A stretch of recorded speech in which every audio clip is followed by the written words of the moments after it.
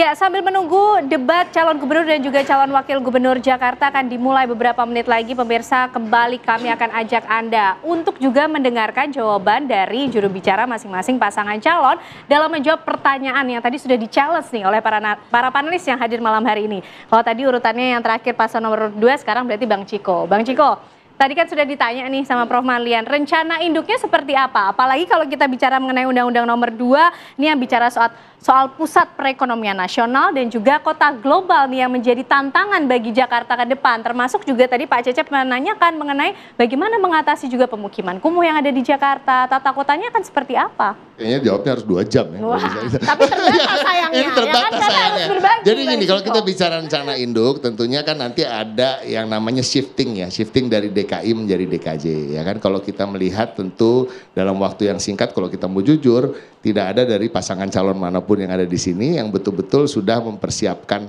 secara komprehensif itu terkait itu semua. Karena memang kita juga masih menunggu bagaimana nanti perpresnya juga diturunkan oleh Presiden Prabowo. Jadi kita harus juga memikirkan situasi yang sekarang, Prof. Jadi artinya apa situasi yang sekarang? Ya we have to see Jakarta as DKI dulu gitu. Itulah makanya visi dan misi itu lebih banyak ke sana. Walaupun juga ada yang menyenggol-nyenggol sedikit apabila ini kembali menjadi nanti daerah khusus Jakarta. Kalau itu bicara itu, tapi mungkin berbeda dengan tema sekarang. Misalnya terkait dengan budaya, misalnya kan budaya Jakarta yang selama ini harus terpinggirkan karena itu adalah bukan sesuatu yang diperbolehkan. Karena ini adalah ibu kota dan nanti akan kembali kita kedepankan lagi. Dan terkait dengan hal-hal yang lain, aglomerasi dan lain-lain untuk menjadi pusat perekonomian nasional, ini juga masuk dalam subtema ini. Kita bicara soal misalnya bagaimana menurunkan tingkat polusi. Menurunkan tingkat polusi itu salah satunya adalah batasi gerak daripada masyarakat itu sendiri. Karena apa? Gerak itu artinya akan menggunakan kendaraan, dan selama ini kendaraan yang ada adalah kendaraan bermotor yang tidak menggunakan listrik. Artinya ada pembakaran sulfur di situ yang cukup tinggi. Nah, ini pembatasan gerak ini salah satunya akan diatasi dengan diubahnya Transjakarta menjadi Trans Jabodetabek, dan ini satu-satunya yang ditawarkan oleh paslon, yaitu paslon kami Mas Pram dan Bang Dul. Trans Jabodetabek ini apa sih? Kalau kita bicara LRT, MRT dan busway yang selama ini berhenti, misalnya stasiun MRT berhenti hanya di Lebak Bulus misalnya. Nah, ini akan dilanjutkan supaya lebih panjang lagi, dia harus bisa berhenti sampai ke Tangerang Selatan, BSD, Bintaro, rumahnya Mas Fatul gitu ya, sehingga Mas Fatul tidak harus membawa kendaraan mobilnya menyetir sampai ke tengah kota gitu. Jadi cukup memulai perjalanannya dari asalnya. Nah, kemudian di dalam kotanya juga harus diperbanyak waktu tunggu, nggak boleh lebih. Jadi itu kan bisa menurunkan polusi misalnya itu. Salah satu. Itu jawaban dari perwakilan pasangan calon nomor 3. Kita menuju ke Bang Ahmad. Cukup, tepuk tangan dong. Bagi dulu ya. Oke, Bang, tadi kan yang dijelaskan adalah soal penataan pemukiman ya. Ini tadi ditekankan oleh Pak Cecep bahwa kalau kita lihat ruang terbuka hijau ini di atas aset-aset pemerintah, ini implementasinya gimana? Khususnya untuk di kawasan padat penduduk. Menjawab soal ini gimana? Tadi saya nyambung dulu ya. Jadi yang disampaikan Prof tadi betul ya. Makanya dalam visi misi yang disusun, ini salah satu mungkin yang di Jakarta ya. Kalau di daerah lain saya kurang tahu. Yang diarahkan untuk masing-masing paslon, dia membuat visi misi program itu berdasarkan RPJPD Jakarta dari tahun 2025 sampai 2045. Jadi ada 20 tahun nih Prof. Dan ini makanya diturunkan dalam beberapa visi misi, termasuk poin-poin yang menjadi catatan penting untuk dijalankan oleh pemerintah. Dan ini sudah ada dokumennya. Salah satu yang masuk ini secara umum saja karena ini global sifatnya dalam konteks visi dan misi ya. Dalam konteks visi yang nyambung, salah satunya adalah mewujudkan Jakarta yang layak huni melalui ketahanan sosial budaya dan ekologis. Nah, makanya ini juga menjadi salah satu yang penting. Nah, pertanyaan yang tadi ini nyambung nih. Jadi kebetulan Bang Emil ini salah satu orang yang optimalisasi fungsi otak kanannya besar ya. Jadi nanti mungkin nggak tahu nih, ini salah satu bentuk gambar beliau menguraikan beberapa permasalahan solusi polusi menggunakan mind map. Ada beberapa poin. Nah, saya jabarkan secara singkat ya. Bagaimana solusi terutama terkait dengan polusi serta juga terkait dengan hunian. Salah satu yang pertama adalah konteks tata ruang. Makanya kenapa disampaikan konsep live for play.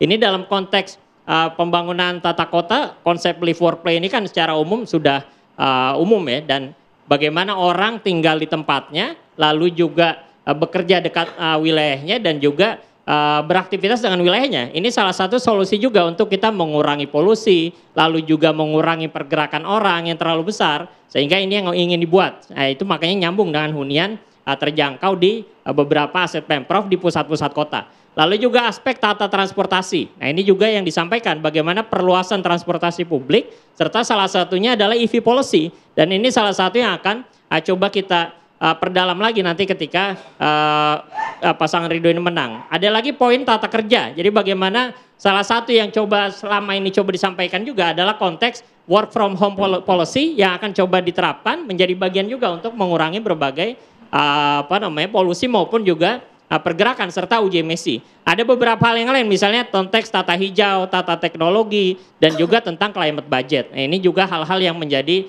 penting, akan menjadi kebijakan yang dibuat oleh pemerintah ketika nanti Ridwan Kamil dan Susono memimpin dan dipercaya oleh masyarakat Indonesia, masyarakat Jakarta. Itu jawaban dari pasangan calon nomor urut 1, Bang Fernando. Singkat saja merangkum jawaban dari pertanyaan para panelis tadi seperti apa? Tadi dari masalah climate change ya, perubahan iklim. Kenapa terjadi perubahan iklim? Kalau berdasarkan data Bappenas, itu akibat kemacetan Jakarta itu 67,5 triliun per tahun kerugian. Ini dari Bappenas. 67,5 triliun per tahun kerugian akibat dari kemacetan. Ya, itu climate change itu, perubahan iklim. Kenapa Jakarta jadi gelap? Karena apa? Penggunaan kendaraan pribadi. Ya. Satu, yang kedua, salah satunya juga bahwasanya uji emisi di Jakarta itu sangat kurang. Kita menggunakan bahan bakar tuh ternyata kadar dari belerang tuh 500 ppm. Kalau ketentuan ini Uni Eropa itu sebenarnya tidak lebih dari 40 ppm. Kita sampai 500 loh. Kandungan ppm yang ada di bahan bakar itu salah satu climate change, perubahan iklim. Nah, nanti Pak Dharma akan membuat transportasi yang terintegrasi ke seluruh kabupaten kota yang ada di Jakarta sebagai kota aglomerasi, ya. Jadi seperti tadi kata Bang Ciko, ya, kalau dari paslon nomor urut 1 rumahnya di Serpong, abang ini, ya, yang pasti nanti nggak usah lagi bawa kendaraan, ya. Kalau bila perlu nanti kendaraan, Bintaro Jakarta, ya. Jadi bila perlu nanti kendaraan itu pakai listrik semua, ya. Pakai LRT maupun MRT. Nah, ini yang dimaksimalkan nanti oleh Bang Dharma supaya perubahan iklim yang diharapkan itu menjadi lebih baik. Yang terjadi sekarang ini tidak sehat.